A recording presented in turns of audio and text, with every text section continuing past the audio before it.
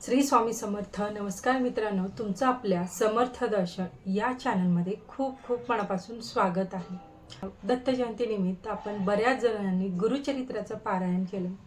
तर बघा, आपण जेव्हा स्वामी महाराजांच्या केंद्रामध्ये जातो, आपले काही प्रश्न असतात, आपण तेव्हा विचारत असतो प्रश्न.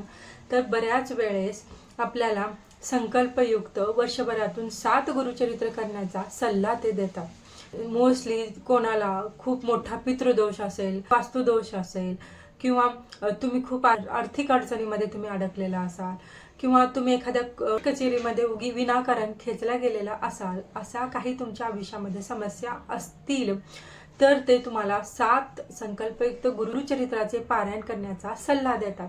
त्याचबरोबर बऱ्याच जणांना बघा अशी इच्छा सुद्धा असते की त्यांना वाटतं की वर्षभरातून आपल्या घरामध्ये श्री गुरुचरित्राचे 7 पारायण हे झाले पाहिजेत, अशी इच्छा असते. तशी माझी सुद्धा खूप इच्छा आहे. वर्षभरातून 7 गुरुचरित्र पारायण करणं हे खरंच खूप भाग्याची गोष्ट आहे असं मी म्हणेन. जे कोणी ही सेवा करतात ते खरंच खूप नशीबवान आहेत. बरेच जण तर असे आहेत की प्रत्येक महिन्याला ते श्री गुरुचरित्राचं पारायण करत असतात. महाराज त्यांच्याकडून ही सेवा करून घेत असतात.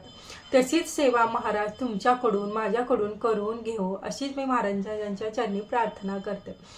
संकल्पयुक्त वर्षभरातून आपल्याला 7 गुरुचरित्राचा पारायण कसे करायचे आहेत, कधी करायचे आहेत, कोणत्या नियमाने अटी पाळायच्या आहेत, याबद्दलची संपूर्ण माहिती आपण आजच्या व्हिडिओमध्ये घेणार आहोत. चला तर मग आजच्या व्हिडिओला सुरुवात करूया. बऱ्याच ठिकाणी स्वामी महाराजांचे केंद्र आहेत. समजा तुमच्या गावामध्ये स्वामी समर्थांचं केंद्र नसेल, आता प्रत्येक खेड्यापाड्यामध्ये किंवा प्रत्येक गावाकडे आपल्याला स्वामी समर्थांचे केंद्र आपल्याला केंद्र नसतात. त्यामुळे आपल्याला व्यवस्थित सेवा सुद्धा भेटत नसते.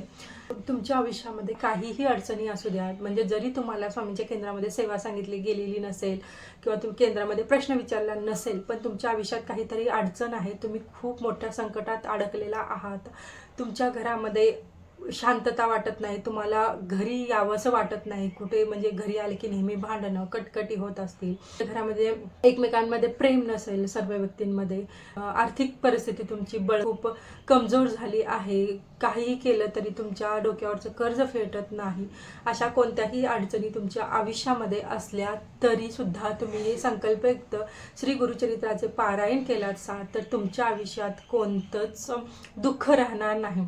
आपण जर स्वामी चरित्र सारामृताचे 108 पारायण केलं किंवा श्री गुरुचरित्राचे 7 पारायण आपण वर्षभरामध्ये केलं तर आपल्या आयुष्यात कोणतंच दुःख राहत नाही. मोठ्यातलं मोठं दुःख तुमच्या आयुष्यात असू द्या, ते खूप लवकर आपल्या आयुष्यातील दुःख हे नाहीसं होतं. 7 संकल्पयुक्त पारायण कसे करायचं आहे ते बघूया. वर्षभरामध्ये 7 गुरुचरित्राचे पारायण करायचे आहेत. तर वर्षभर म्हणजे आपले असतात महिने 12. तर प्रत्येक महिन्याला आपण एक जर पारायण करायचं ठरवलं तर 12 पारायण आपले सहजपणे होत असतात. पण आपल्याला 7 गुरुचरित्राचे पारायण करायचे आहेत. तर तुम्ही आता समजा एखाद्या महिन्यामध्ये एखाद्या अडचण येऊ शकते, आपण गावाला जाऊ शकतो, आपले मासिक पिरियड्स आहेत, किंवा काही सुतक पडू शकतं, असं कंटिन्यू आपल्या मागे एक अडचणी आपल्या आयुष्यामध्ये येत असतात. त्यामुळे आपल्याला त्या महिन्यामध्ये गुरुचरित्राचं पारायण करणं शक्य होत नाही. तर बघा, तुम्ही पहिल्या महिन्यापासून स्टार्ट करा गुरुचरित्राचं पारायण करायला.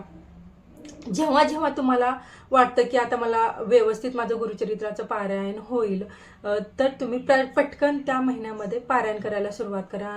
आणि असे कंटिन्यू तुमचे जितके होतील पारायण तेवढे पारायण करा.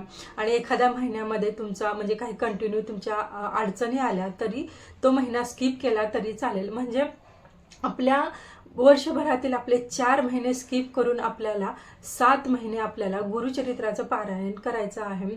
बघा, स्टार्टिंगला तुम्ही गुरुचरित्राचं पारायण करताय, संकल्पयुक्त पारायण करताय, तर पहिल्या वेळेस तुम्ही गुरुचरित्राचं पारायण करताय त्यावेळेस आपल्याला संकल्प करायचा आहे. तर संकल्प कसा करतात ते बऱ्याच जणांना माहिती आहे. संकल्प करताना आपल्याला महाराजांकडे प्रार्थना करायची आहे की तुम्ही कोणत्या गोष्टीसाठी गुरुचरित्राचं पारायण करत आहे ते महाराजांना सांगायचं. आणि महाराज माझ्याकडून वर्षभरामध्ये 7 गुरुचरित्राचं पारायण माझ्याकडून करून घ्या, अशी महाराजांना आपल्याला प्रार्थना करायची आहे. पहिल्या वेळेस जेव्हा आपण गुरुचरित्राचं पारायण करतो त्यावेळेस अशी प्रार्थना करायची आहे, असा संकल्प करायचा आहे.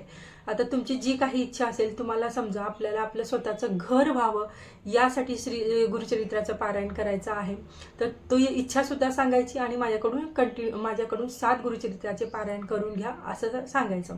आता काही जण तर कसं करतात की आता आपल्याला 7 गुरुचरित्राचं पारायण करायचं आहेत, म्हणजे विशेषतः पुरुष बघा 7 गुरुचरित्राचं पारायण करायचं आहे तर कंटिन्यू ते 7 गुरुचरित्राचं पारायण करतात. म्हणजे पहिलं पारायण स्टार्ट केलं, समाप्ती झाली, उद्यापन झालं आणि लगेच ते कंटिन्यू दुसऱ्या दिवसापासून दुसरं गुरुचरित्राचं पारायण करतात.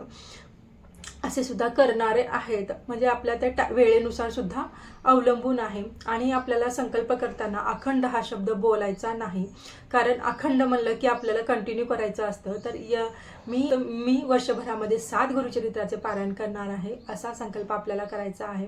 बघा, तुम्ही हे पारायण 7 दिवसांचं सुद्धा करू शकतात किंवा 3 दिवसामध्ये सुद्धा करू शकतात. एक पारायण 7 दिवसांचं पारायण करताना आपल्याला सांगता 7व्या दिवशी किंवा 8व्या दिवशी आपल्याला करायची आहे.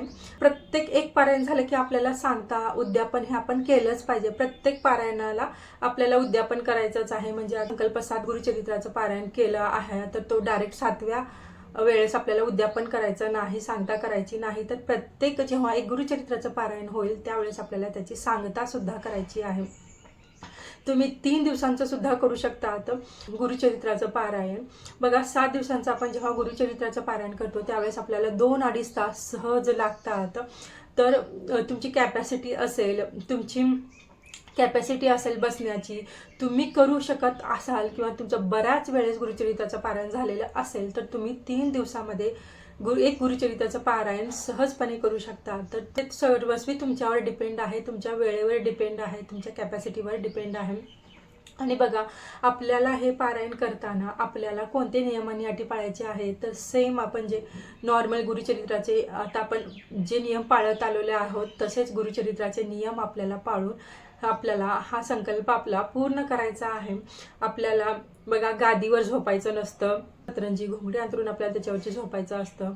खायचे जर नियम पाहिलं तर आपल्याला एक धान्य खावं लागत असतं. तर म्हणजे आपण पहिल्या दिवशी चपाती खाल्लो तर आपल्याला रोज चपातीच खावी लागते. समजा तुम्ही भाकरी खाल्ला तर रोज भाकरीच खावी लागते. भात हा वर्ज्य असतो आणि बऱ्याच भाज्या आपल्याला खाता सुद्धा येतात. तर आपण बटाटा खाऊ शकतो, फ्लावर खाऊ शकतो, पत्ताकोबी खाऊ शकतो, दोडके खाऊ शकतो, गिलके खाऊ शकतो, हिरवी मिरची आपल्याला खायची आहे. लसूण कांदा हा कडकडीत वर्ज्य आहे.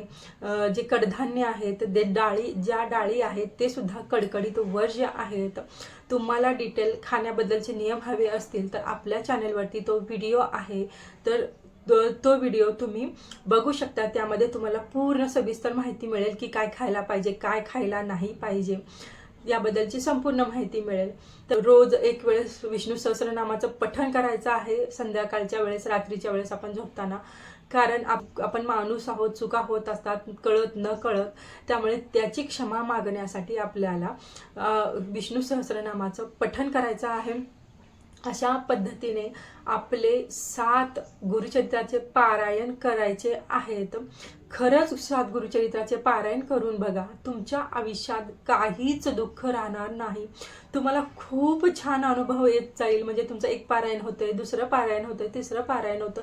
खूप छान आपल्या घरामध्ये एक वेगळीच एनर्जी असते, एक वेगळीच पॉझिटिव्हिटी असते. सासू आहे ती सुनेला वाईट साईड बोलत असेल, तिची म्हणजे नेहमी काही ना काही टोचून बोलत असेल, घरातील लोकांमध्ये जो कडवटपणा आहे, वाईट गुण आहे, तर ते सुद्धा हळूहळू कमी व्हायला लागतात. तर त्या वाईट वागत असतात त्या सुद्धा व्यक्ती चांगलं वागायला स्टार्ट करतील. त्यांच्या स्वभावामध्ये सुद्धा बदल तुम्हाला जाणवेल. तुमच्या घरामध्ये ही सेवा होते तर ऑटोमॅटिक ह्या सगळ्या गोष्टी घडत जातील आणि जी तुमची इच्छा आहे ती तर पूर्ण होणारच आहे. त्याबरोबर तुमच्या घरामधील वातावरण सुद्धा बदलून जाईल. खरंच तुम्ही हा अनुभव घेऊन बघा. आणि ज्यांनी हे ऑलरेडी केलेलं आहे, ही सेवा केलेली आहे, तर त्यांनी कमेंट बॉक्समध्ये त्यांचा अनुभव सांगायला विसरू नका. ही छोटीशी माहिती तुम्हाला आवडली असेल, हा व्हिडिओ तुम्हाला आवडला असेल तर व्हिडिओला लाईक करा, शेअर करा आणि जे कोणी या चॅनलवरती नवीन आहे तर त्यांनी चॅनलला सबस्क्राईब करायला विसरू नका. चला तर मग परत भेटूया एका नवीन टॉपिकसोबत नवीन व्हिडिओमध्ये. तोपर्यंत सर्वांनी म्हणत राहा श्री स्वामी समर्थ, जय जय स्वामी समर्थ, श्री गुरुदेव दत्त. धन्यवाद.